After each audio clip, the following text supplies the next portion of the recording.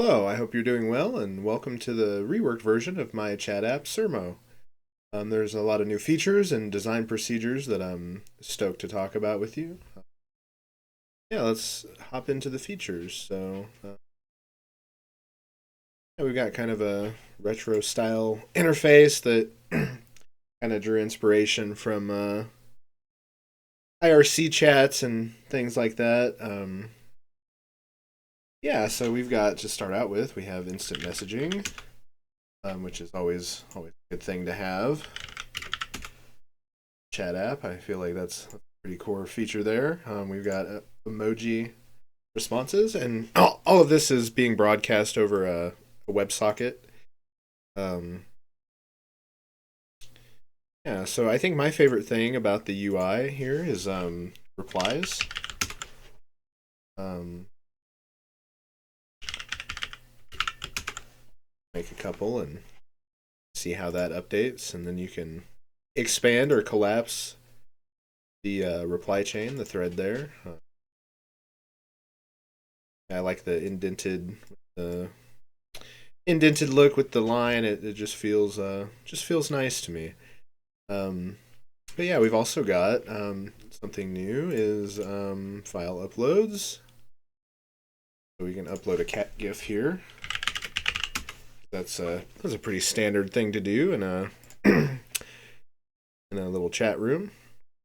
And as you can see, when you click the paperclip next to a message that has an attachment, yeah, you get a little embed there. We only have PNGs, JPEGs, GIFs, PDFs, and text files. The PDFs and text files don't embed yet, but we're going to add more file types soon.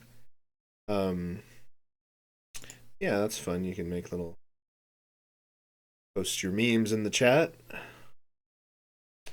Still working out user presence. You can see it's a little jank. Kinks and iron out there, but so another thing we have implemented is a search feature.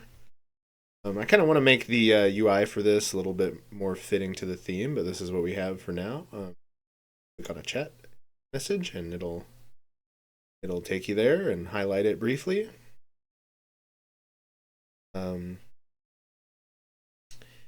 Yeah, so some of the things on the itinerary for me are getting private channels working, direct messages. The private channels is like a small bug fix that should be easy to iron out pretty fast with Claude. Um, yeah, and then I'd like to move the user bar to the right. I think that seems pretty standard, and have the user profile down here. Um, Either that or make the users menu like expandable. Kind of going back and forth in my head about that. Yeah, user profile info, probably a profile picture. I don't think I want to display the profile picture in the chat. It just feels like it'll clunk it up, at least for the default UI. But it would be nice if you hovered a user and their profile popped up, or if you just like clicked on a user, will pop up with their profile fitting the UI would be sweet. See here. Also like to add, proper email verification auth type stuff. Um, yeah, just for modern functionality as a deployable product. Um, yeah, as far as deployment, we are on a single EC2 instance. Everything it lives on there as it lives on my development environment on my home computer. The reason I went with that is because I am not well educated in the world of DevOps and wanted to spend time building cool features that are part of the requirements for the product or the project. And yeah, we said we weren't going to be graded on DevOps yet, so I'll take advantage of that while I can.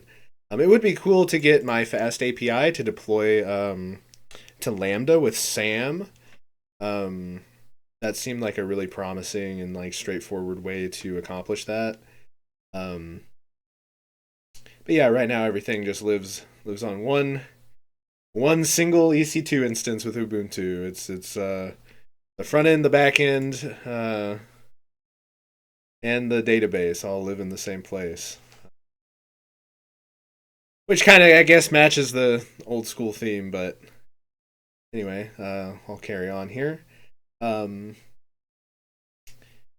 yeah, we, so in comparison to the last update that I did, last video that I made, this is a completely new project. I started over from scratch using have a back end to front end approach.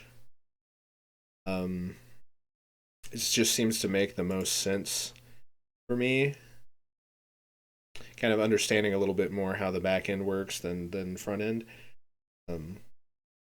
Yeah, I'm using fast API endpoints in the back end, Postgres, SQL Alchemy,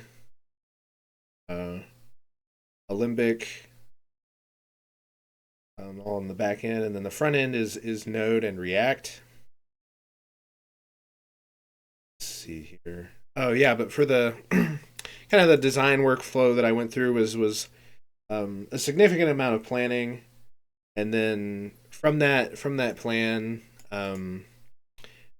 designing the database schema, getting that set up with Alembic to handle updates for that, kind of streamline that.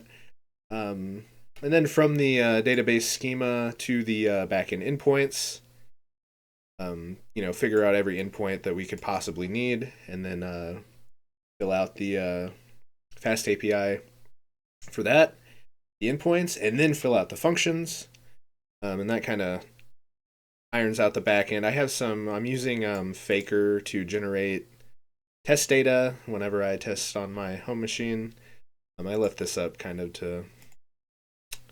just for people to mess with.